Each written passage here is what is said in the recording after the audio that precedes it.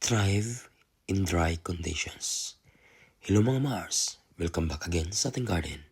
And for today's video, we are going to feature another Echeveria family of succulents known as Echeveria bluebird.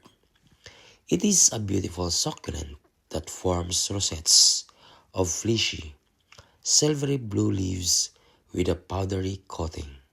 The rosettes can reach up to 10 inches or 25 centimeter in diameter, but will stay smaller if the opposites are left to cluster.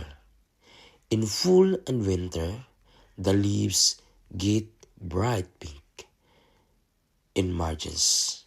The pinkish-orange flowers appear in summer on slender stalks that can grow up to 10 inches or 25 centimeter long.